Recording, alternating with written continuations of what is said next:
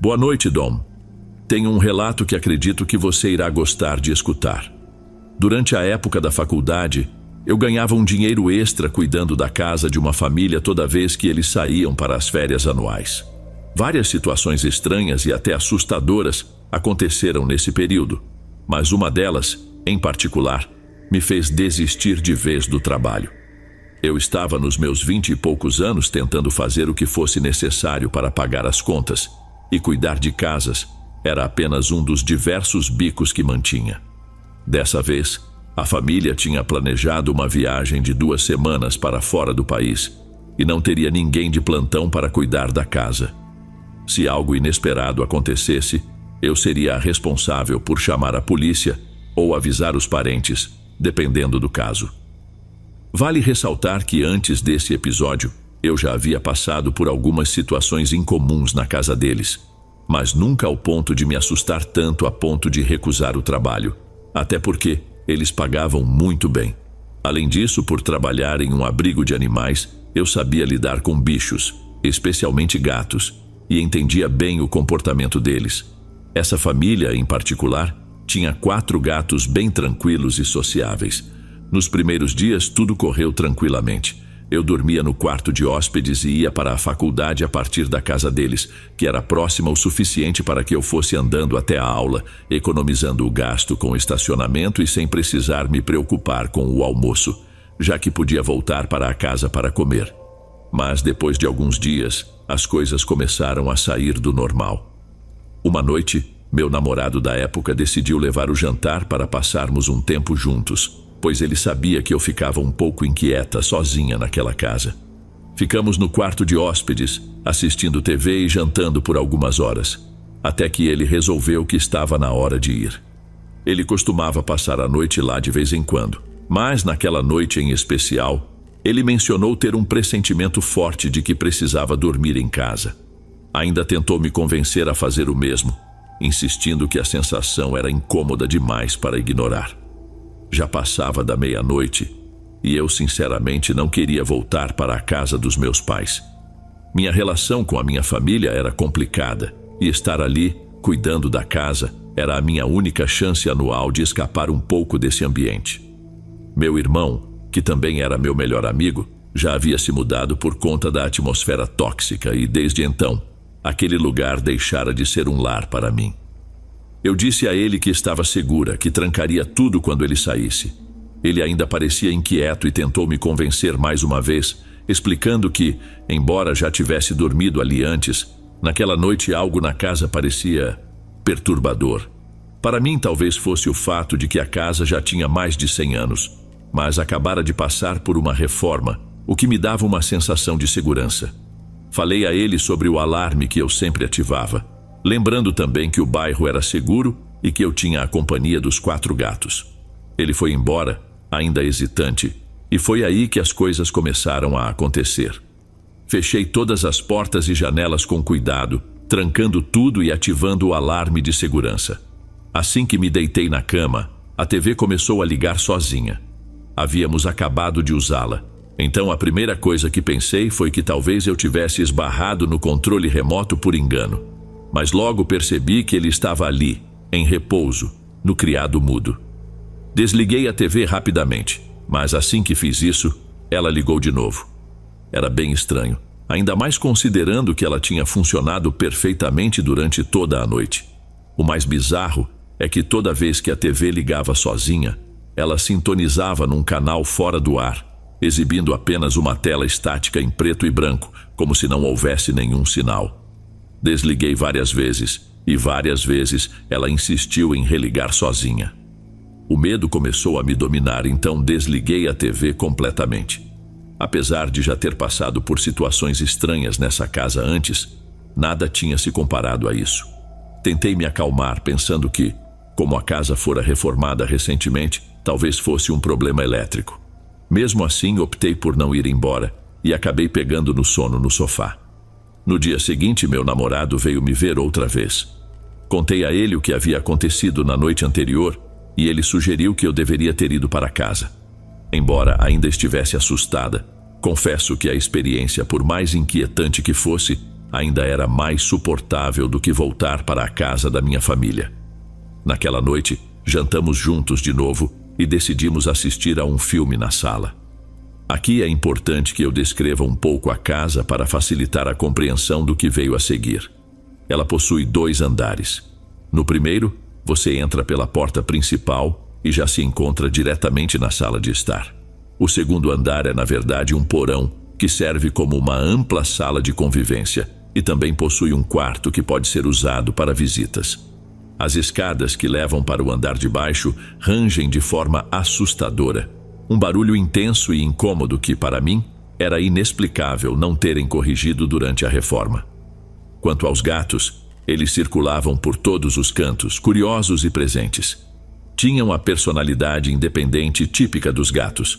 Gostavam de estar por perto, mas não eram especialmente carentes de carinho. Todos muito tranquilos e adaptados a um ambiente mais sossegado. Dentre os 4, havia um que era o mais jovem. Tinha por volta de 3 anos e era um pouco menor que os outros. Naquela noite, enquanto assistíamos ao filme, fui tomada por um arrepio ao ouvir sons vindos do porão. Era como o choro abafado de um bebê, ecoando de algum ponto lá embaixo. Meu namorado ficou imóvel, virando-se devagar para mim, quase como se tentasse, em silêncio, confirmar se eu também tinha escutado o mesmo som. Lembrei-me dos meus dias de trabalho no abrigo de animais, quando aprendi que, às vezes, os gatos emitem sons parecidos com o choro de um bebê, especialmente em situações de estresse ou perigo. Como já comentei antes, aqueles gatos tinham o costume de acompanhar as pessoas pela casa, mantendo uma proximidade discreta, sem gostar de ser pegos no colo. Olhei ao redor e percebi que havia apenas 3 deles. O mais novo não estava ali. Logo imaginei que o choro devia ser dele. Desci até o porão e lá encontrei o pequeno preso dentro do quarto de hóspedes. Esse gato, embora menor, era mais agitado e curioso do que os outros. De alguma forma, ele conseguiu fechar a porta atrás de si e ficou trancado no quarto, sem conseguir sair. Peguei-o no colo e subi as escadas, trazendo-o de volta à sala para que pudéssemos retomar o filme. Em determinado ponto do filme, fizemos uma pausa, pois era o horário de alimentar os gatos. Os donos seguiam uma rotina rígida para as refeições deles.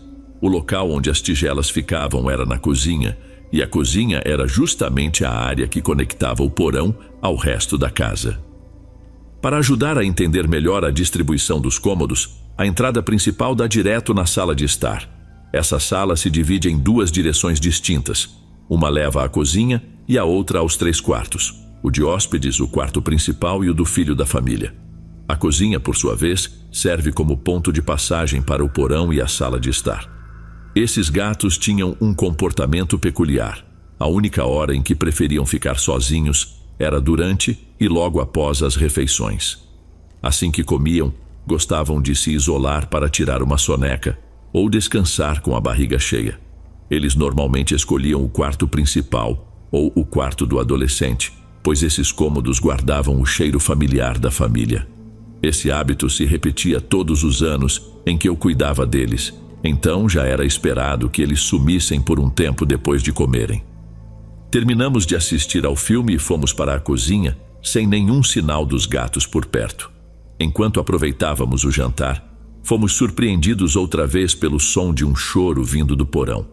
Como estávamos na cozinha, que era mais próxima do porão, o som parecia ainda mais alto e perturbador. Não vi nenhum dos gatos pela cozinha e nem considerei verificar a sala de estar, já que por dentro eu estava em puro pânico. Meu namorado estava visivelmente abalado e eu disse a ele que iria dar uma olhada, já que provavelmente era o gato de novo. O estranho é que os sons de choro agora pareciam diferentes dos de antes. Estavam mais intensos e agudos, quase incessantes. Liguei as luzes do porão e comecei a descer as escadas devagar, chamando o nome do gato a cada degrau. Quanto mais eu descia, mais alto o som ficava, mas assim que alcancei o fundo da escada, o choro parou de repente. Revirei o quarto de hóspedes, olhei em qualquer canto possível e até debaixo do sofá. O gato não estava em lugar algum. Nesse ponto, o medo já tinha tomado conta de mim e eu podia sentir meu coração batendo forte na cabeça. Nunca fui de praticar exercícios, muito menos de correr, mas subi aquelas escadas como se minha vida dependesse disso. Ao retornar à cozinha, uma sensação gelada tomou conta de mim e senti o coração despencar. Meu namorado estava parado lá, com uma expressão horrorizada, cercado pelos 4 gatos. Ele me contou que, enquanto eu descia para investigar o som, os 4 gatos apareceram juntos, saindo da área dos quartos. Nenhum deles esteve no porão o tempo todo. Sem dizer uma palavra, juntei minhas coisas o mais rápido que pude, coloquei tudo na mochila e nós saímos da casa. Durante o restante da semana, voltei apenas uma vez ao dia, o mínimo possível, apenas para limpar a caixa de areia e alimentar os gatos. Sei que estava ignorando o horário habitual de alimentação, mas naquele ponto, realmente não fazia diferença para mim. No último dia, tranquei a casa, deixei a chave escondida no local combinado e agradeci pela oportunidade, mas avisei que seria minha última vez. Nunca mais voltei. A verdade é que odiava aquela casa, e pensando agora, as coisas estranhas pareciam piorar a cada ano. Eu devia ter parado muito antes. Lembro de ligar para meu irmão enquanto voltava para a casa dos meus pais após o ocorrido. A sensação de mal-estar só aumentou quando ele me contou que ele e outras pessoas também tinham tido experiências perturbadoras naquela casa, mas haviam escondido de mim. Sabiam que eu estava economizando para sair de casa e não queriam me assustar. Antes de irmos para o próximo relato, se você é novo por aqui, não se esqueça de se inscrever no canal e ativar o sininho para receber as próximas histórias. Sua presença é importante e seu apoio é essencial. Bem, vamos continuar.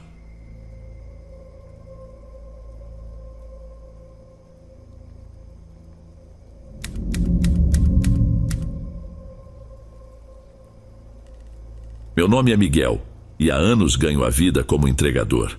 Com o tempo a gente acaba se acostumando com os bairros complicados, os horários ingratos e os clientes excêntricos. Aprende a ignorar o medo. Mas uma noite, meses atrás, ainda me deixa perplexo. Foi algo que trouxe um desconforto difícil de explicar, uma lembrança constante de que nem sempre temos todas as respostas. Era meu último pedido daquela noite. Já passava da meia-noite e eu me preparava para ir embora. Foi quando surgiu um pedido inesperado. Melhor deixar para lá, já está tarde, pensei. Mas por algum motivo acabei aceitando. O endereço era em um bairro pouco familiar, uma área fora das minhas rotas usuais. Um prédio de apartamentos numa rua onde quase nunca passava. Ao chegar, um desconforto imediato me tomou. Era um daqueles edifícios antigos como se há tempos ninguém cuidasse do lugar. Tudo estava mergulhado na escuridão, exceto por uma luz amarela na entrada, piscando devagar. A primeira coisa que fiz foi mandar uma mensagem ao cliente confirmando o número do apartamento. A resposta veio em segundos.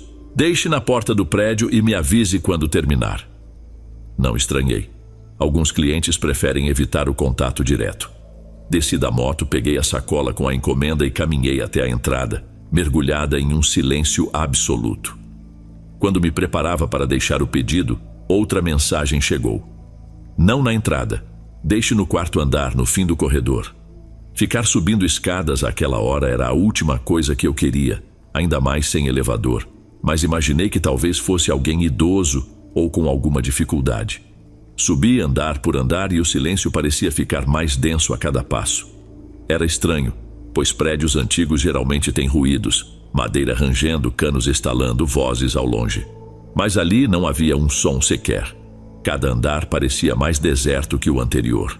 Quando cheguei ao 4º andar, me deparei com um corredor longo e mal iluminado. O silêncio ali era tão intenso que cada passo meu ecoava pelo espaço vazio. No fim do corredor, avistei uma porta entreaberta, de onde saía uma luz fraca apenas o suficiente para iluminar a entrada. Parei em frente à porta esperando que o cliente aparecesse, mas não havia ninguém. Mandei outra mensagem avisando que estava ali aguardando um sinal. Silêncio. Foi então que ouvi uma voz suave, quase um sussurro, chamando meu nome de dentro do quarto. Um arrepio percorreu minha espinha. Fiquei ali, imóvel, sem entender. Eu não havia dito meu nome em nenhuma mensagem. Chamei em voz baixa. Com licença, alguém pediu uma entrega? Nenhuma resposta, só um silêncio gelado. O ar no corredor parecia mais frio. e aquela porta aberta, estranhamente, parecia estar à espera de algo. Algo que me causava um medo inexplicável. Decidi que o melhor seria deixar o pedido no chão e ir embora. Coloquei a sacola ali e dei um passo para trás, mas então meu celular vibrou com uma nova mensagem. Entre, por favor, só um momento. Não sei ao certo o motivo, mas algo dentro de mim queria virar as costas e descer aquelas escadas o mais depressa possível. Já passei por situações esquisitas antes, mas havia algo diferente naquela noite, uma sensação que me causava um incômodo peculiar. Fiquei parado por alguns segundos, indeciso, até que decidi ir embora. Enquanto descia os degraus, ouvi passos atrás de mim. Parecia que alguém me seguia. Evitei olhar para trás. Apressei o passo, e os passos atrás de mim fizeram o mesmo, cada vez mais próximos. Quando cheguei ao primeiro andar, com o coração disparado, olhei ao redor, mas não vi ninguém. Apenas o eco dos meus próprios passos preenchia o silêncio. Ao sair do prédio, um alívio momentâneo me tomou. Já estava perto da moto quando algo me fez levantar o olhar para o quarto andar. Na janela, uma figura me observava. Era uma silhueta alta, sem detalhes visíveis.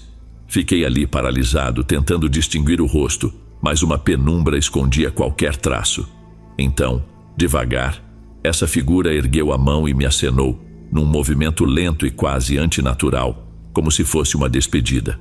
Subi na moto e parti sem pensar duas vezes. Minha única vontade era sumir dali. No entanto, o caminho de volta também foi estranho. Mesmo longe, tinha a nítida sensação de que algo estava atrás de mim, como se de alguma forma algo esperasse o momento certo para aparecer novamente. Quando voltei ao restaurante e contei ao meu chefe o que havia acontecido, achei que ele fosse rir da minha história. Mas, em vez disso, ele ficou em silêncio, ouvindo com atenção. E quando terminei, olhou para mim e disse, quase em um sussurro, "Você não é o primeiro a passar por isso naquele lugar." Ele me contou que anos atrás, um cliente assíduo do restaurante morava naquele mesmo prédio. Era um homem mais velho, solitário, que sempre pedia a mesma refeição todas as noites. Em uma dessas noites, os vizinhos ouviram seus gritos, mas quando a polícia chegou, ele já não estava lá. Ninguém nunca mais o viu. Desde então, outros entregadores que foram ao mesmo endereço relataram experiências parecidas. Naquela noite deixei o trabalho. Já fiz entregas estranhas antes, mas nenhuma me deixou assim, com a sensação de que algo me seguiu desde aquele prédio. Não voltei a passar naquela rua, nem a olhar para o quarto andar. E mesmo após meses, ainda penso no que poderia ter acontecido se eu tivesse cruzado aquela porta e entrado, se tivesse enfrentado o que, ou quem, estava me esperando lá dentro.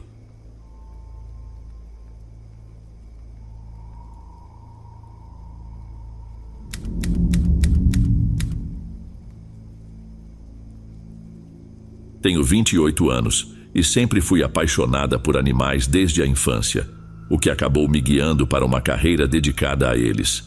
Trabalho como auxiliar veterinária, mas por um tempo também fiz um trabalho extra cuidando de bichos para pessoas que saíam em viagem. Já tomei conta de vários tipos de pets, de gatos e cachorros a furões e pássaros.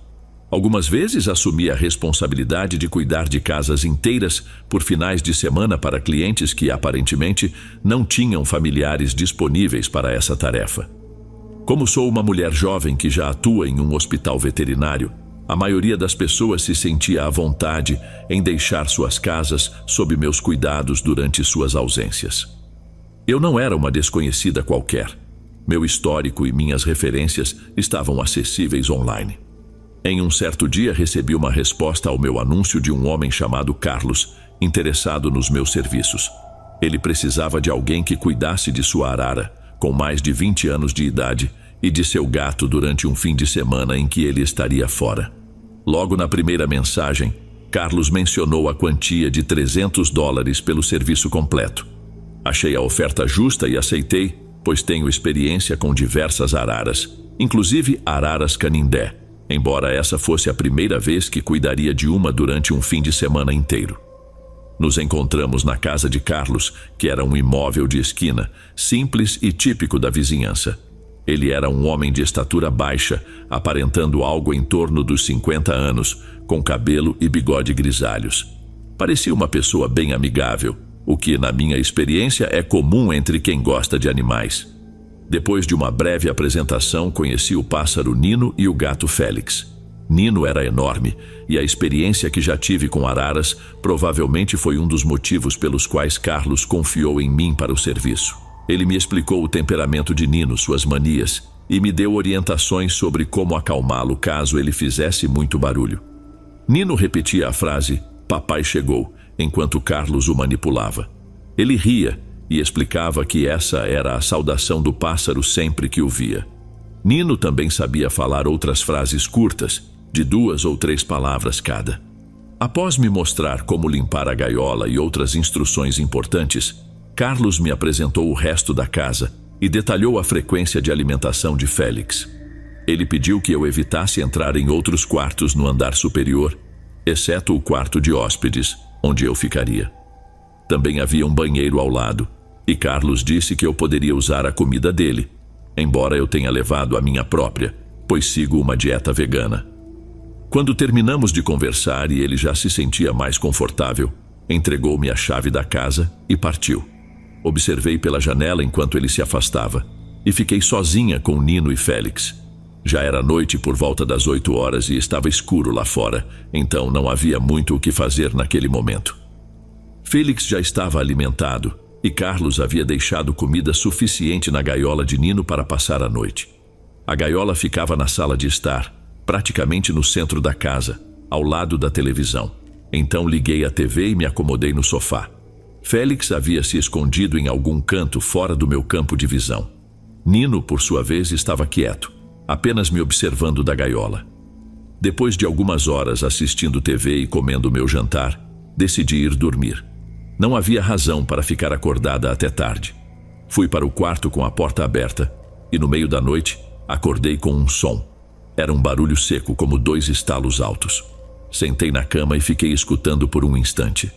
Silêncio. Então, me deitei novamente e acabei adormecendo de novo. Com um pássaro grande em uma gaiola no andar de baixo, sons noturnos não eram exatamente uma surpresa. No dia seguinte, tudo transcorreu sem complicações. Limpei a caixa de areia de Félix, alimentei-o e também tratei Nino. Deixei Nino sair da gaiola para brincar por algumas horas. Ele logo se acomodou no encosto do sofá, logo atrás de mim enquanto eu assistia TV. Carlos havia mencionado que Félix e Nino normalmente se ignoravam, então não havia o que temer quanto a um conflito entre eles. Depois de algumas horas, resolvi sair para dar uma volta pela vizinhança e explorar um pouco. Caminhei pelo parque, fiz algumas chamadas de vídeo para falar com amigos e até dei uma volta de carro, aproveitando para comprar algo para o jantar antes de retornar. Quando voltei, já eram umas 7 da noite. Passei mais algumas horas interagindo com os animais enquanto comia e assistia TV. Carlos só retornaria tarde no dia seguinte, então acabei indo dormir cedo novamente, deixando a porta do quarto aberta, como na noite anterior. Contudo, mais uma vez acordei com um ruído. Dessa vez parecia o som da porta do quarto se fechando. Levantei os olhos e vi que a porta estava realmente fechada. Apesar de as janelas estarem abertas, havia pouquíssimo vento para criar uma corrente de ar que pudesse fechar a porta. Aquilo foi no mínimo estranho. Além disso, comecei a ouvir alguns sons vindos do andar de baixo. Parecia que Nino estava se mexendo na gaiola e falando. Levantei da cama e fui verificar se ele estava bem. Conforme descia as escadas, as falas de Nino foram ficando mais claras. Cheguei perto da gaiola e percebi que ele estava completamente acordado, andando de um lado para o outro. Então me recordei do que Carlos havia orientado. Para acalmá-lo, bastava oferecer-lhe uma guloseima específica. Procurei dentro da sacola uma guloseima para Nino, mas ele de repente soltou a frase: "Papai chegou". Aquilo me pareceu no mínimo desconcertante. Coloquei o petisco diante do rosto dele, e Nino pegou. O gesto fez com que ele se aquietasse, mas ainda era estranho que tivesse acordado no meio da noite daquele jeito. Retornei ao quarto, deixando a porta aberta, e logo voltei a dormir. Contudo, por incrível que pareça, despertei de novo, talvez pouco mais de 1 hora depois. Dessa vez, não consegui identificar o que havia me acordado. Ainda meio sonolenta, olhei ao redor e, no quarto escuro, enxerguei o que parecia uma sombra se afastando da cama em direção à porta. Sentei-me rapidamente, com o susto quase escapando em um grito, mas me segurei enquanto tentava entender o que tinha visto. Estava imaginando coisas. Peguei o celular para acender a lanterna e nesse instante vi uma mensagem de Carlos, enviada mais ou menos 1 hora antes. Ele dizia que se ouvisse Nino no meio da noite, era normal e que eu poderia ignorar. Li a mensagem inúmeras vezes sem acreditar. Aquela mensagem foi enviada exatamente na hora em que eu levantei para acalmar Nino. Um mal-estar tomou conta de mim. E se aquela sombra no quarto fosse real? E se não fosse uma alucinação? Levantei apressada, liguei o abajur e comecei a arrumar minha mala o mais rápido que pude. Não havia muita coisa, então não demorou. Peguei todos os itens de higiene no banheiro ao lado e, com o maior cuidado para não fazer barulho, saí do banheiro e me vi no corredor escuro, com as portas dos quartos à minha volta. Lá no fundo do corredor, algo parecia emitir um som sutil. Por algum motivo, uma curiosidade quase hipnótica me puxou para frente e comecei a caminhar em direção ao que achei ser o quarto principal. Encostei o ouvido na porta e ouvi o que soava como uma cama rangendo, balançando levemente. Ele estava ali. Naquele instante eu sabia. Bati na porta e disse: "Carlos, você está aí?" O som cessou de imediato, deixando apenas um silêncio perturbador. Tentei de novo. "Se você está na casa, preciso saber agora antes que eu vá embora." Silêncio total. Saí da casa o mais rápido que pude, deixando a chave sobre a mesa sem olhar para trás. No caminho de volta, enviei para ele uma longa mensagem de voz, dizendo que pensava seriamente em denunciar o caso às autoridades por invasão de privacidade ou algo do tipo. Eu estava profundamente assustada e abalada. Carlos tentou me ligar 3 vezes, mas estava tão nervosa que não conseguia atender. Em seguida, ele enviou uma mensagem pedindo desculpas, alegando que o irmão dele havia voltado inesperadamente naquela noite. Eu sabia que era mentira. Disse a ele que apenas queria receber o pagamento e esquecer o ocorrido. Logo depois, ele me pagou, e foi o fim. Detesto lembrar dessa parte, mas no dia seguinte, notei que faltava uma peça de roupa da minha mala, algo que sei com certeza que ele havia tirado. Decidi que essa seria a última vez que mencionaria essa história, preferindo deixar essa memória para trás. Se estiver gostando dos relatos, não se esqueça de já deixar o seu like, ele é muito importante. Bem, vamos continuar.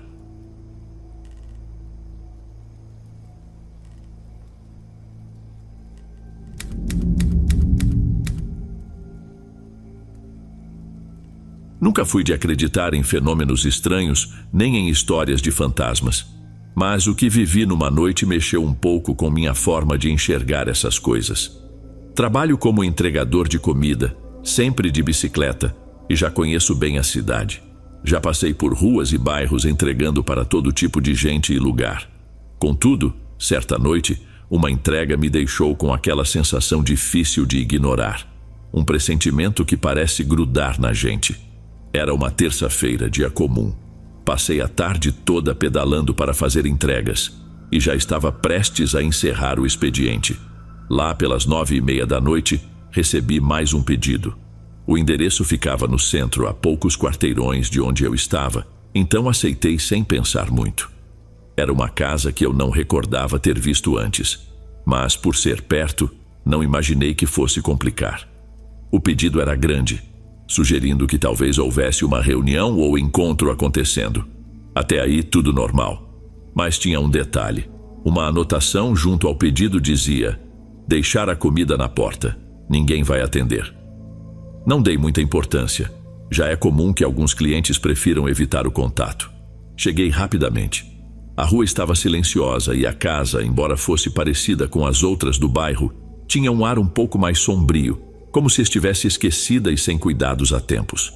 Estava quase toda escura, exceto por uma luz fraca que vinha do fundo, visível desde o portão. Coloquei as sacolas no chão, como estava instruído na anotação, e quando me virei para ir embora, algo me fez olhar de novo para a casa. Não sei se foi a curiosidade ou um desconforto no ar, mas ao focar o fundo do corredor que dava para a entrada, vi uma figura parada ali. Uma sombra, a silhueta de alguém.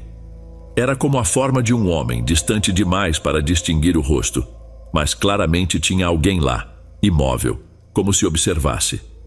Pensei que pudesse ser o dono ou algum morador, mas se fosse assim, por que não disse nada? Fiquei olhando por mais um instante, sentindo que algo estava fora do normal. Subi na bicicleta e me afastei rápido. No dia seguinte, durante meu turno, recebi uma mensagem do restaurante. O cliente havia ligado reclamando que não tinha recebido a entrega. Eu tinha certeza de que a deixei na porta, mas resolvi ligar para o número de contato registrado para confirmar. O estranho foi que a ligação nunca completou. Parecia que o número simplesmente não existia mais. Só dava aquele som de linha morta, como se o número tivesse sido desconectado. Isso me deixou com um aperto no peito. Para tirar a dúvida de que eu não havia cometido algum engano, resolvi voltar a casa nas minhas horas livres e ver se alguém atenderia. Toquei a campainha várias vezes, mas nada. A porta permaneceu fechada, e por mais que insistisse, ninguém respondia. A certa altura, comecei a me sentir um pouco ridículo por estar insistindo tanto, então acabei desistindo e me afastei. Naquela noite, no entanto, minha mente não conseguiu deixar o assunto de lado. A imagem da silhueta que vi na primeira visita parecia impregnada na minha memória, tão nítida e ao mesmo tempo tão desconcertante. Conversei sobre isso com alguns amigos, e um deles, depois de ouvir a história, mencionou que a casa era conhecida por estar abandonada. Segundo ele, ninguém vivia ali há muitos anos, e a última pessoa que se mudou foi embora quase imediatamente. Dizem que os vizinhos consideram o local mal assombrado. Na mesma semana, para minha surpresa, recebi outro pedido para o mesmo endereço. Dessa vez era algo simples, algumas bebidas e um lanche. Lembrei do que me contaram e até pensei em recusar, mas o trabalho é o trabalho. Peguei o pedido e voltei àquela rua. A casa estava igual, escura e silenciosa, com aquele clima pesado que me deixava inquieto. Coloquei a sacola com a comida na porta e, ao me virar para sair, ouvi um som leve, como um baque vindo de dentro da casa. Meu coração disparou, mas me convenci de que era apenas minha imaginação pregando peças. Foi então que ouvi algo mais, um sussurro baixo, quase imperceptível, como se alguém murmurasse palavras de algum lugar distante. Tomado pela curiosidade, me aproximei um pouco para tentar escutar melhor. As vozes eram indistintas, como se várias pessoas falassem ao mesmo tempo, de forma confusa e abafada. Nesse momento, senti um frio na espinha e decidi que era hora de ir embora. A sensação de desconforto crescia a cada passo. Dias depois, comecei a buscar mais informações sobre a casa. Não encontrei nada sobre quem seria o proprietário, mas alguns vizinhos me contaram que às vezes viam luzes acesas e sombras passando pelas janelas. Mesmo que, segundo eles, ninguém morasse ali há tempos.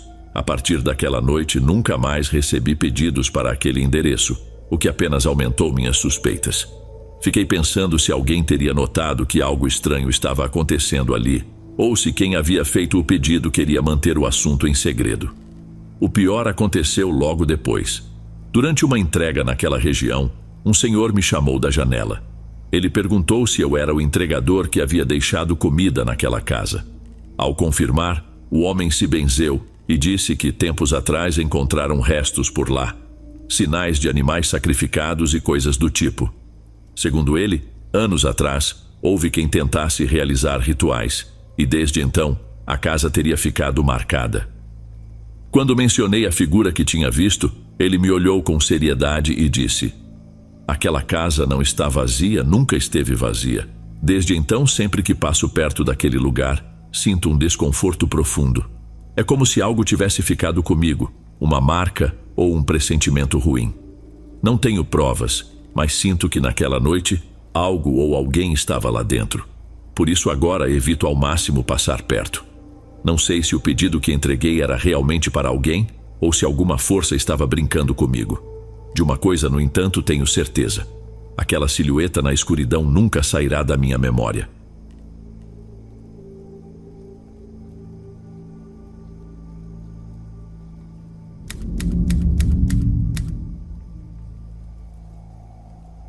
Primeiro quero apresentar todos os personagens dessa história. Me chamo Emma e na época tinha 17 anos. Minha altura é de 1,60 m, enquanto minha amiga Lily mede 1,73 m e Hannah 1,70 m. A data era 19 de março de 2016. Eu estava cuidando do cachorro na casa de uma amiga da minha mãe, tentando juntar um pouco de dinheiro extra antes de entrar na faculdade no ano seguinte. A noite era agradável, com aquela brisa fresca típica da primavera. E o casal para quem eu estava trabalhando tinha uma sala de sol incrível, onde eu e meus amigos adorávamos nos reunir para fumar. Por isso, decidi convidar 2 amigas para passarem a noite e tornar a tarefa de cuidar do cachorro mais divertida. Lily e Hannah eram um pouco mais velhas, com Lily tendo 23 anos e Hannah 22. Elas trouxeram um pouco de vodka para animar a noite. Passamos várias horas entre tragos, goles e risadas, colocando as conversas em dia. Mas então começamos a receber uma série de ligações. Normalmente isso não seria algo tão esquisito, se não fosse pelo fato de que o telefone da casa deveria estar desconectado. Ignoramos os primeiros toques, achando que a pessoa deixaria uma mensagem ou ligaria de novo no dia seguinte, afinal já estava quase meia-noite. Mas a insistência daquelas chamadas nos deu a sensação de que quem quer que fosse não desistiria até conseguir falar conosco. Foi Hannah quem finalmente resolveu atender o telefone, e do outro lado estava um homem dizendo que tinha encontrado a carteira dos donos da casa em um posto de gasolina a cerca de 25 minutos de distância, o que nos soou bem estranho. Ele insistia para que fôssemos buscar a carteira imediatamente, e todas nós achamos isso muito suspeito. Depois de alguns minutos tentando convencê-lo de que não sairíamos para pegar a carteira naquele momento, Hannah conseguiu fazê-lo aceitar que buscaríamos apenas na manhã seguinte. Assim que desligamos, um desconforto se instalou em nós. Pegamos o cachorro Max e corremos para um quarto mais ao fundo da casa. Fechamos todas as persianas e trancamos a porta. Entre as risadas meio nervosas, discutimos se não estávamos apenas sendo paranoicas por causa da bebida e da maconha. Decidimos que o homem devia estar apenas preocupado em devolver a carteira e que talvez estivéssemos exagerando. Enquanto mais algumas horas passavam, bebemos e fumamos um pouco mais. Decidimos assistir a uma comédia e preparar algo para comer, tentando relaxar e nos preparar para dormir. Saímos da sala de sol e fomos para a sala de estar, onde colocamos um DVD. A sala de sol fica entre a cozinha e a sala de estar, e dali é possível ver o quintal e a área da piscina. A porta entre a sala de sol e a piscina não tem tranca, mas a que liga a sala de sol à cozinha e à sala de estar também não tinha uma passagem para Max ir ao banheiro. Concordamos que, mesmo um pouco assustadas pela ligação, estávamos em um bairro seguro, e se algo acontecesse, Max provavelmente começaria a latir. O tempo foi passando e ali estávamos jogadas nos sofás. Lily e eu dividíamos um, enquanto Hannah estava no outro lado da sala, sentada sozinha. Quando o relógio marcou 3 da manhã, foi aí que as coisas realmente começaram a ficar estranhas. Lembre-se de que, mais cedo, deixamos destrancada a porta que dava para a sala de sol para que o Max pudesse sair e fazer suas necessidades. Foi justamente por ali que ele voltou. Eu estava profundamente concentrada na comédia, mas você já teve aquela sensação inexplicável de que alguém está observando você? Foi exatamente o que senti, de maneira intensa e avassaladora. De repente virei-me em direção à cozinha e, para minha surpresa, vi uma figura escura, agachada ali. Meu corpo congelou. Por um instante, pensei que era só minha mente pregando uma peça. Mas observei quando essa sombra se esticou para abrir um armário, e foi nesse momento que percebi. Havia realmente alguém dentro da casa. Com o coração disparado, cutuquei Lily de leve e sussurrei: "Lily, acho que tem alguém aqui." Ela se virou para a cozinha e um grito de pavor escapou dela. Na mesma hora, a figura escura virou a cabeça e me encarou diretamente. Nossos olhares se cruzaram e senti todo o meu corpo paralisado pela tensão. Tudo o que pude distinguir eram seus olhos azuis, brilhantes e penetrantes, destacando-se contra a luz alaranjada que vinha debaixo do armário. O restante de sua figura estava completamente coberto. Ele vestia um moletom preto, calças, sapatos, luvas e uma máscara de esqui que escondia o rosto até o nariz e a boca. Foi quando Hannah, percebendo o que estava acontecendo, se levantou e, num impulso de coragem, gritou: "Saia daqui!" O intruso, sem pressa alguma, fechou calmamente o armário e se retirou devagar pelas portas da sala de sol. Nós três saltamos de onde estávamos e corremos para o canto oposto da sala, o mais longe possível de onde ele estava. Em seguida, ligamos imediatamente para o 190. Os policiais chegaram em questão de 3 minutos, revistaram o apartamento, pegaram nossos depoimentos e decidiram permanecer do lado de fora pelo resto da noite, caso o invasor tentasse voltar. Não ficamos ali para descobrir se ele retornaria ou não. Deixamos para trás o álcool, a maconha, meu carro, os policiais e o cachorro, e fomos direto para casa. Quando voltamos no dia seguinte, encontramos roupas espalhadas pela casa e farelos próximos à portinha, por onde o cachorro costumava sair. E é claro, o Max, sendo o cão dócil que era, não latiria para alguém que entrasse. Até hoje permanecemos sem saber quem nos ligou ou quem entrou naquela casa. Nunca mais voltei lá desde então.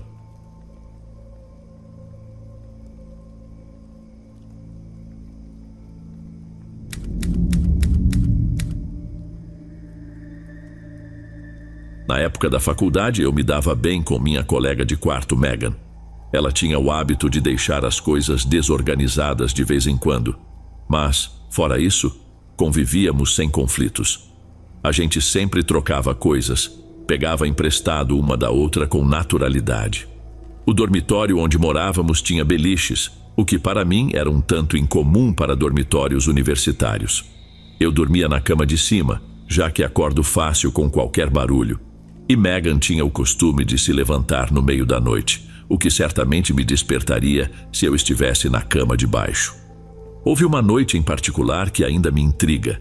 É difícil encontrar uma explicação lógica para o que aconteceu. Eu e Megan estávamos no quarto, cada uma concentrada em seus estudos. Eu estava na minha mesa revisando os pontos de uma apresentação importante que teria no dia seguinte. Ela, deitada na cama, ouvia com atenção enquanto eu praticava algumas falas, interpretando o papel de minha plateia e até fazendo perguntas para me ajudar. Megan sugeriu que eu usasse uma de suas blusas para a apresentação, já que eu não tinha levado nada formal o suficiente. Depois de me ajudar com a revisão, ela voltou a estudar mais um pouco e em seguida adormeceu.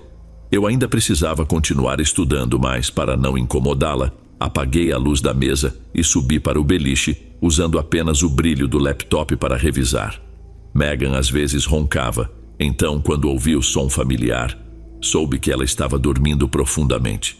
Permaneci estudando e ensaiando por mais uns 30 minutos a 1 hora, até fechar o laptop, deixá-lo aos pés da cama e me deitar para dormir. Por volta das 5 da manhã, fui despertada pela luz suave que começava a iluminar o quarto pelas janelas quase cobertas. Ouvi Megan se movimentando lá embaixo. Chamei seu nome e ela respondeu com um murmúrio de Perguntei se ainda poderia pegar uma blusa para a apresentação e ela murmurou novamente, abrindo a porta do armário. Agradeci, olhei para baixo e vi que ela estava agachada, procurando entre as roupas. Logo depois, ela se levantou, acenou para mim e saiu do quarto sem dizer nada. O som da porta se fechando me despertou mais ainda. Peguei o celular para ver as horas e verificar se havia alguma mensagem. O relógio marcava cerca de 5 da manhã. Fiquei pensando aonde Megan poderia ter ido. Talvez ao banheiro, como fazia frequentemente durante a noite. O aceno de mão tinha sido um pouco estranho, mas então escutei um ronco vindo da cama de baixo. No início, pensei que fosse coisa da minha cabeça, mas como isso seria possível? Olhei pela borda da cama e lá estava Megan coberta até o pescoço. Será que eu teria sonhado com Megan mexendo no armário? Não, porque a porta do armário estava claramente aberta. Sem demora, me levantei e fui até a porta do quarto para checar o corredor, mas não havia ninguém ali. Já se passavam uns 5 minutos desde que ouvi a porta fechar. Despertei Megan e contei que alguém tinha estado no quarto. Ela demorou para acordar por completo, mas ficou visivelmente alarmada e foi direto verificar o armário buscando ver se algo havia sido levado. Não faltava nada. Até hoje não sei quem foi aquela pessoa ou como conseguiu entrar no nosso quarto. Registrei o incidente junto à polícia universitária, mas a investigação e a revisão das câmeras de segurança do saguão não revelaram nada. Tenho plena certeza de que não foi um sonho, nem uma alucinação.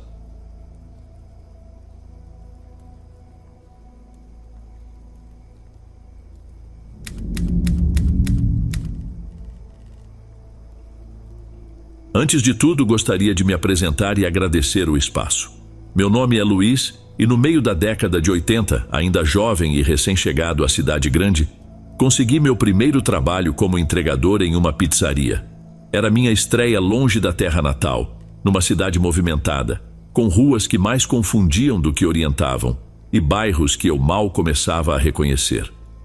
Naqueles tempos, smartphones e aplicativos de mapa eram apenas sonhos distantes. A gente se virava com um mapa de papel que meu chefe me emprestou e as instruções anotadas pelos clientes. Sempre havia uma indicação ou referência para evitar que nos perdêssemos. Naquela noite, por volta das 9, recebemos um pedido: pizza e refrigerante para uma área um tanto afastada, um sítio para onde eu jamais havia ido. Lembro que o chefe fez uma cara nada satisfeita ao ouvir o endereço, mas como eu estava sozinho, ele me mandou ir mesmo assim. Não demora e volta rápido, disse com um tom peculiar, quase como se estivesse me advertindo. Montei na bicicleta com a encomenda bem presa na mochila. A viagem parecia durar mais do que imaginei. O caminho se tornava cada vez mais escuro e desolador. As poucas casas deram lugar a terrenos baldios e árvores que balançavam com o vento. A única iluminação vinha de alguns postes isolados, cada vez mais espaçados. Tentei seguir o mapa para me orientar, mas a falta de referências só me deixava mais confuso. Parava a cada momento procurando alguma pista que batesse com o que estava no papel, mas não encontrava nada. Depois de rodar sem rumo, acabei diante de uma estrada de terra que levava a uma casa ao longe. Não tinha certeza se deveria seguir, mas pensei que talvez alguém ali pudesse me ajudar. A casa ficava a uns 20 metros, cercada de mato alto, e seu estado era deplorável. Paredes trincadas, janelas quebradas ou cobertas com tábuas velhas, e o telhado afundado. Foi aí que me ocorreu que talvez tivessem me dado um endereço errado, ou quem sabe fosse só uma pegadinha. No momento em que decidi me virar para ir embora, um grito interrompeu o silêncio da noite. Um grito agonizante e aterrador que parecia vir de dentro da casa. Fiquei paralisado ao ouvir aquele som. Olhei ao redor esperando ver alguém que pudesse ter escutado o mesmo, mas não havia viva alma por perto. Estava completamente sozinho no meio daquele vazio, e a casa, que antes parecia abandonada, agora revelava algo sombrio que se escondia em seu interior. Minha primeira reação foi ir embora, mas a vontade de ajudar e talvez um toque de ingenuidade me fizeram ficar. Às vezes a gente age por impulso, e foi o que me aconteceu. Aproximei-me, agachado, até uma janela quebrada por onde um pequeno feixe de luz escapava. Quando olhei para dentro, vi uma cena que jamais imaginei presenciar. Dentro daquela casa, um grupo de pessoas vestia mantos vermelhos, formando um círculo ao redor de uma mesa que mais parecia um altar. Sobre a mesa, jazia uma pessoa, completamente imóvel, enquanto aquelas figuras encapuzadas murmuravam palavras. Um canto sombrio e ritmado que calava fundo. Não era espanhol, nem qualquer língua que eu conhecesse. As palavras carregavam um peso sinistro, e o tom em que eram proferidas era perturbador. A pessoa deitada sobre a mesa tinha o rosto coberto, e embora a visibilidade fosse pouca, parecia inconsciente, ou pior ainda, sem vida. Fiquei imóvel ao compreender que aquelas pessoas estavam ali com um propósito, e tudo indicava que estavam realizando rituais tenebrosos, algo que nunca pensei ser possível testemunhar. De onde eu estava, consegui distinguir alguns objetos metálicos e facas, além de marcas desenhadas no chão que formavam símbolos estranhos, figuras feitas com algo escuro e ressecado que se assemelhava a manchas de sangue. Minhas mãos começaram a tremer e o ar escapava de meus pulmões em respirações curtas e rápidas. Queria sair correndo, mas algo me mantinha ali, olhando. Era difícil acreditar que aquilo tudo estava acontecendo tão próximo. A cada instante a situação parecia se tornar mais ameaçadora. E de repente, um dos encapuzados ergueu a cabeça e olhou direto para a janela. Para mim. Vi com clareza. Seu rosto estava envolto em sombras, mas percebi o brilho intenso de seus olhos e juro que ele sabia da minha presença. Ele me encarava fixamente, como se tivesse captado o medo que me consumia ao observá-los. Sem pensar duas vezes, corri dali o mais rápido que pude.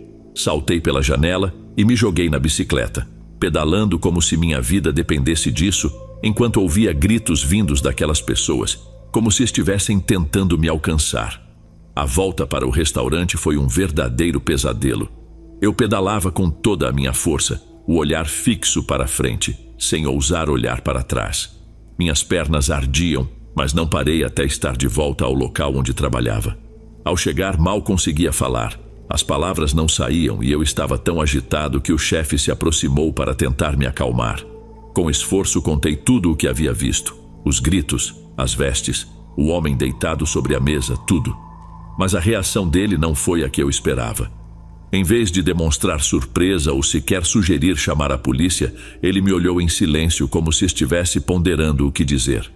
Depois, sem sequer me encarar, murmurou: "É melhor não falar sobre isso, Luiz. Essas são coisas com as quais não devemos nos envolver, ou pode ser muito perigoso para nós." Eu não soube o que responder.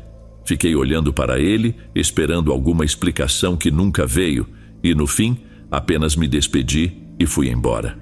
Aquela noite, dormir foi impossível. Passei horas acordado, relembrando os cânticos e os gritos que ecoavam na minha cabeça. Não sei quanto tempo fiquei deitado ali, tentando convencer a mim mesmo de que tudo aquilo fora fruto de uma imaginação turbulenta, mas não consegui. Aquilo foi real. E o pior é que parecia que meu chefe sabia de algo. No dia seguinte, decidi pedir demissão. Não tinha como voltar para aquele lugar, nem para a bicicleta que havia me levado até aquela casa. Desde então, deixei de lado qualquer curiosidade. Optei por seguir em frente e tentar esquecer. Mas há memórias que não desaparecem. Muitos anos já se passaram, mas em certas noites, quando o silêncio se torna sufocante, eu revivo aquele olhar da janela, os cânticos incompreensíveis e o rosto daquele homem que irradiava algo maligno. Às vezes me pergunto o que aconteceu com aquele lugar, se alguém mais presenciou o que eu vi, ou se aquela casa ainda está lá, escondida, esperando alguém com a mesma curiosidade que me levou a espiar. A cidade se transformou muito desde então, mas a dúvida sobre o que vi naquela noite e o que meu chefe sabia continua comigo. Nunca mais ouvi falar do chefe ou do restaurante, e até hoje guardo essa história só para mim.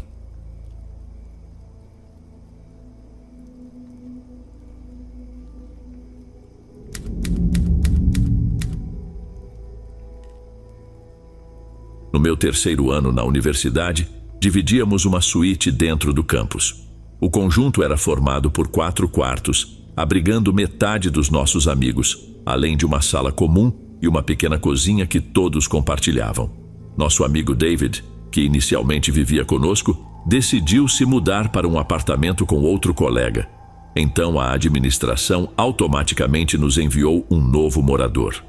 Infelizmente, o substituto foi um rapaz chamado Oliver. Ele era aparentemente comum.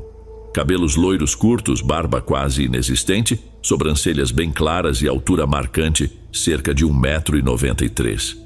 Oliver ficou com o quarto mais ao fundo, bem ao lado do meu, e cada um de nós tinha seu espaço próprio, somando 4 pessoas na suíte.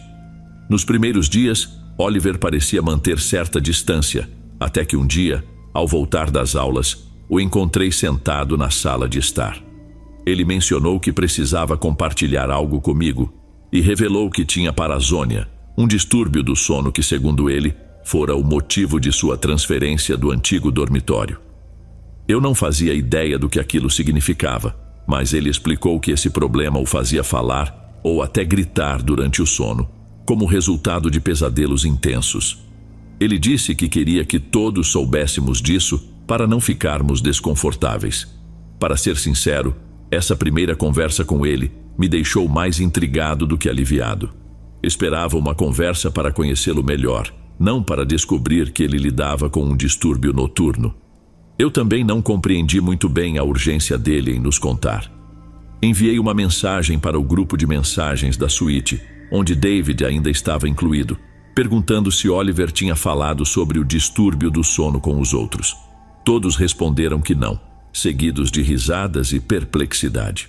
Quando meus 2 outros colegas de suíte retornaram mais tarde, discutimos na sala comum sobre a possibilidade do distúrbio de Oliver realmente ser o motivo de sua mudança de dormitório. Durante a conversa, Oliver passou por nós, acenou de forma breve e entrou direto no quarto, fechando a porta atrás de si. Mantínhamos a TV alta, mas baixávamos o tom das nossas vozes enquanto cochichávamos sobre ele. Naquela mesma noite, por volta da madrugada, ouvi uma batida na porta do meu quarto. Perguntei quem era, mas não houve resposta.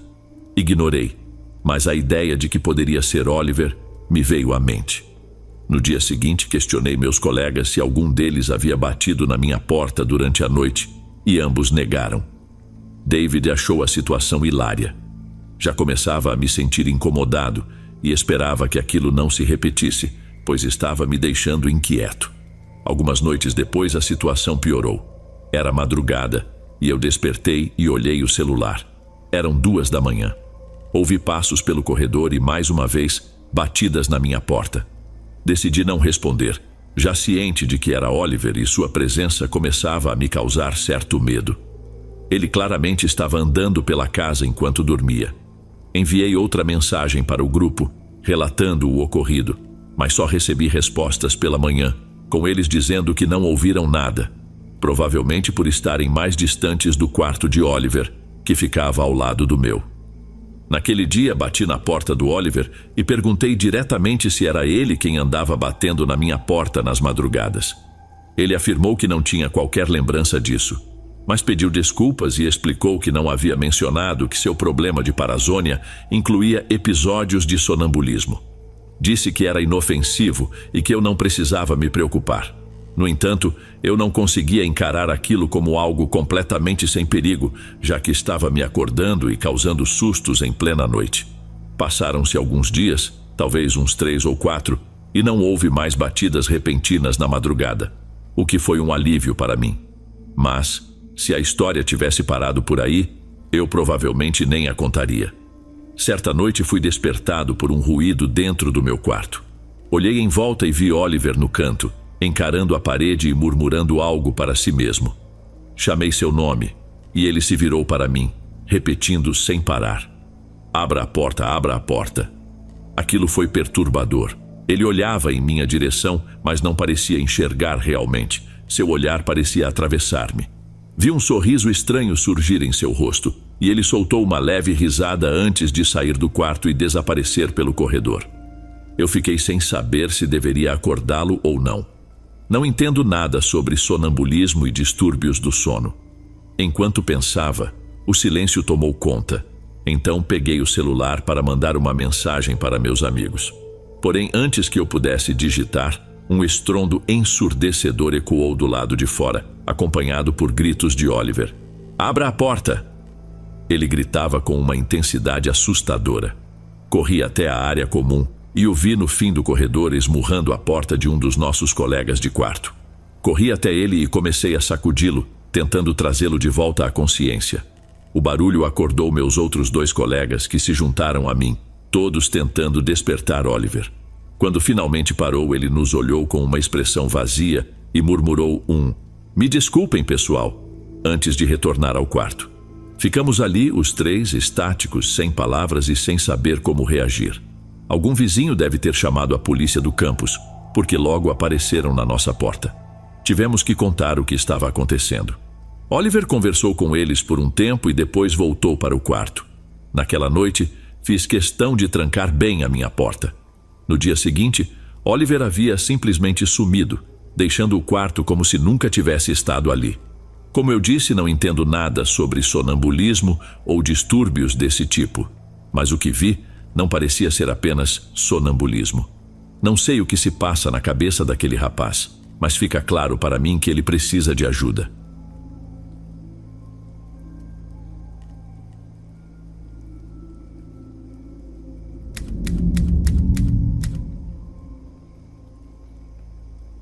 Meu nome é Joseph, e o que vou relatar é uma experiência que me marcou profundamente. É por esse motivo que, apesar de seguir minha rotina como entregador, decidi nunca mais aceitar pedidos naquele edifício ou em qualquer outro que me traga a mesma sensação. Era uma noite calma, dessas em que o trabalho de entrega se transforma em uma tarefa automática. Eu já estava nos pedidos finais da noite, pronto para encerrar o turno e ir para casa. Cansado, aceitei uma última entrega que parecia simples, apenas a algumas quadras de distância. O destino era o edifício Flores, um prédio antigo bem no centro da cidade. Normalmente não reparo muito no aspecto dos lugares, mas aquele prédio, desde o primeiro instante, tinha uma atmosfera peculiar. As luzes piscavam de maneira irregular, os corredores eram impregnados de umidade e o cheiro de coisas envelhecidas dominava o ambiente. Quando cheguei, o cliente já me aguardava na porta. Era um senhor de idade, vestindo óculos escuros e roupas que pareciam de uma outra época. Sua presença era peculiar, mas com o tempo, aprendi a não julgar as pessoas. Neste trabalho você se depara com todo tipo de figura. Ele me recebeu com um sorriso contido e me pagou, mas, assim que entreguei o pedido, me fez um pedido inusitado. Jovem, você poderia levar esta caixa até o apartamento 305? Não é nada complicado e, claro, darei uma boa gorjeta. Ele me mostrou uma caixa pequena, feita de papelão antigo, sem rótulos ou qualquer pista sobre o conteúdo. Hesitei por um instante, mas a promessa de uma boa gorjeta acabou me convencendo. Aceitei a tarefa, e ele, com a voz um pouco trêmula, deu uma advertência que jamais sairia da minha cabeça. Não abra a caixa, apenas a deixe sobre a mesa e saia imediatamente. Subi as escadas até o 3º andar. A cada passo, o peso nos ombros parecia aumentar, e apesar do prédio estar quase deserto, aquele andar emanava uma sensação de pressão sufocante, como se as paredes guardassem algum segredo sombrio. Cheguei à porta do apartamento 305 e assim que me aproximei, um cheiro forte invadiu o ar. Não era apenas umidade, tinha um toque metálico como algo velho e oxidado. Bati algumas vezes sem resposta. Pensei em deixar a caixa no chão, mas então ouvi uma voz abafada, quase sussurrada, convidando-me a entrar. A porta estava levemente aberta, como se alguém a tivesse deixado assim propositalmente.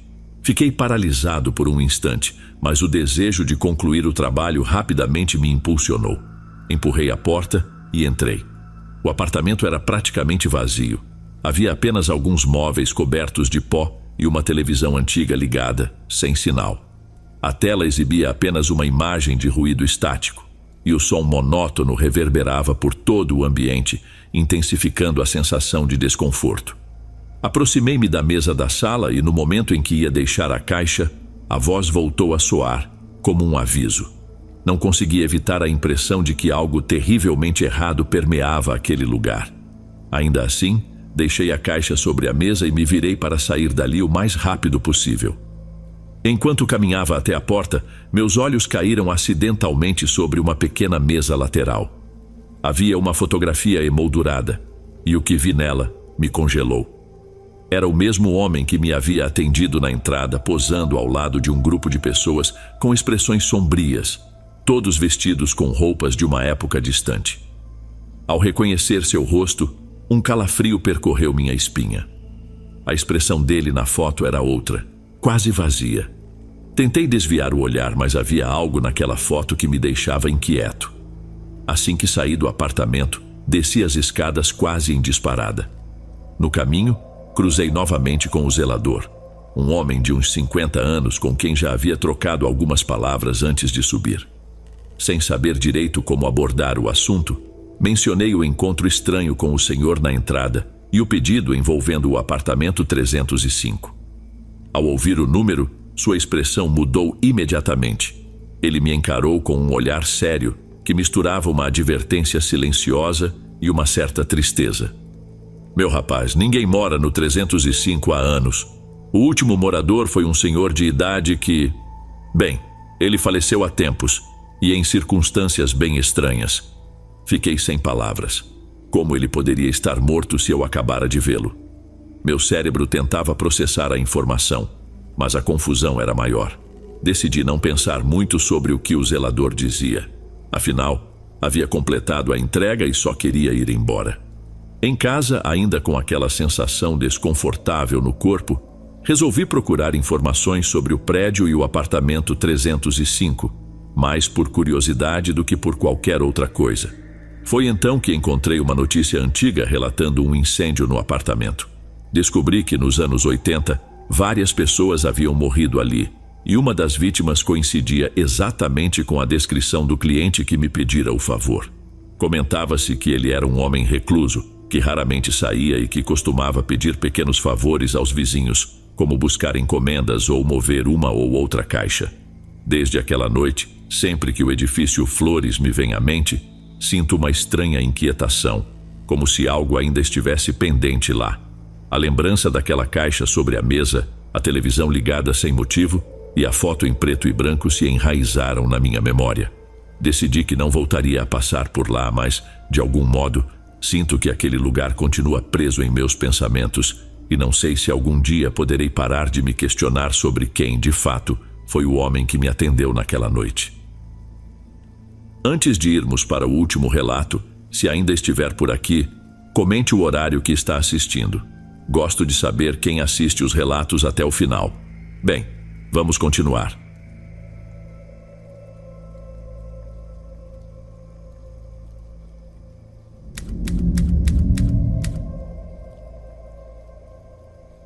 No meu primeiro ano na Universidade do Alabama, as aulas ainda nem haviam começado quando recebi o contato do meu futuro colega de quarto. Chamava-se Edward, e era com ele que eu dividiria o espaço. Isso foi em 2013. Conversamos um pouco antes de nos conhecermos pessoalmente, mas devido a questões familiares, ele precisou trocar de instituição antes do início do semestre. Assim, enquanto os demais estudantes estavam animados conhecendo seus companheiros de dormitório, eu me encontrava ali desembrulhando minhas coisas sozinho, sem saber quem ocuparia o outro lado do quarto. Contudo, no domingo à noite a situação mudou. Vi alguém percorrendo o corredor do dormitório com uma mochila nas costas e uma expressão meio perdida. Perguntei se ele era novo ali, e ele confirmou com um aceno de cabeça. Perguntei então se ele estava no quarto 5, não era exatamente esse o número, mas serve para o relato, e ele assentiu novamente.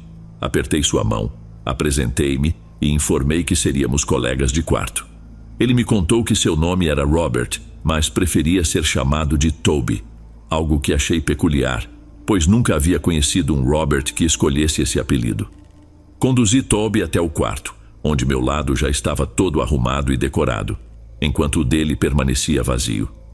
Ele jogou a mochila sobre a cama e, depois de um sorriso rápido, comentou, num sotaque que tinha um toque turco que ainda não havia trazido tudo o que precisava.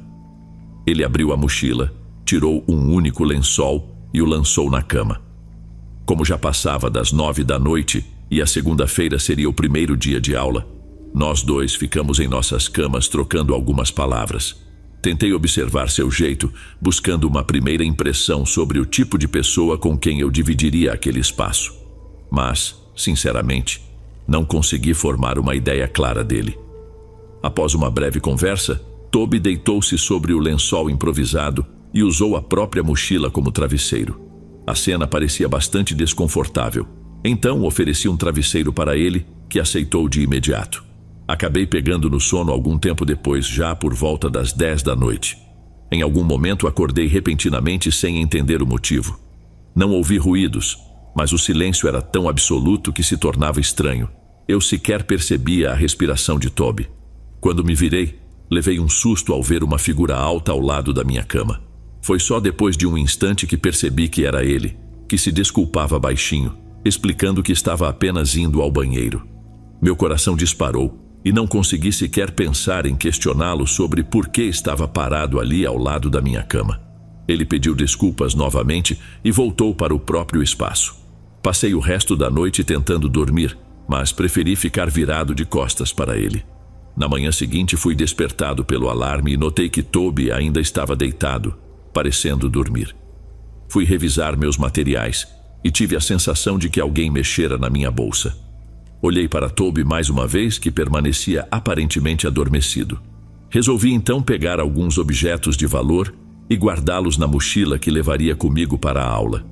Durante o intervalo, enviei um e-mail ao setor de alojamento, preenchendo um pedido de troca de quarto, mencionando que não me sentia confortável com meu colega.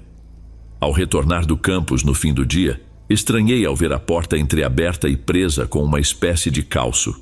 Toby parecia finalmente desempacotando suas coisas.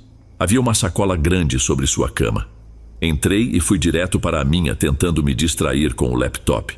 Algum tempo depois, ele voltou ao quarto, cumprimentou-me rapidamente e colocou a sacola debaixo da cama.